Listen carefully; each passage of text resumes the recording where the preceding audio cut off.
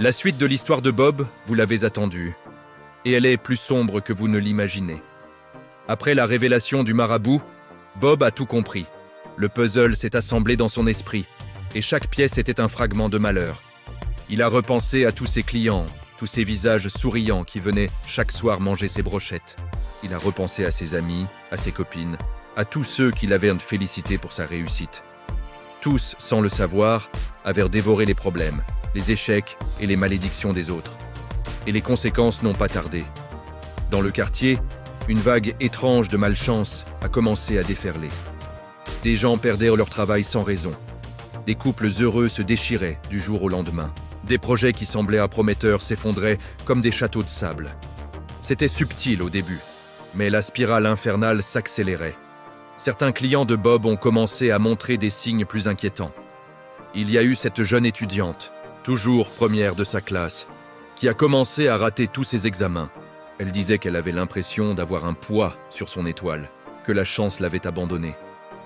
Puis il y a eu cet homme d'affaires, un habitué, qui a fait faillite subitement. Il se plaignait de cauchemars, d'une présence sombre qui le suivait partout. Le pire, c'était ceux qui perdaient la raison. Des gens devenaient paranoïaques, parlaient seuls dans la rue, hantés par des voix et des visions que personne d'autre ne voyait. C'était comme si les mauvais esprits contenus dans la viande avaient trouvé un nouveau foyer, une nouvelle prison, leur corps. Ils étaient possédés, charmés, vidés de leur propre âme. Même les églises du quartier étaient dépassées. Les pasteurs priaient, jeûnaient, mais les esprits qui tourmentèrent les victimes étaient tenaces, comme s'ils étaient liés par un pacte ancien et puissant. La délivrance ne venait pas. Pendant ce temps, l'affaire du marabout prospérait. Sa file d'attente s'allongeait de jour en jour. Les mêmes personnes qui avaient mangé la viande revenaient le voir, désespérés, payant des fortunes pour qu'il enlève les mauvais esprits. Les esprits qu'il avait lui-même mis en circulation. Face à ce chaos, la question brûle les lèvres. Que faire? Faut-il se venger?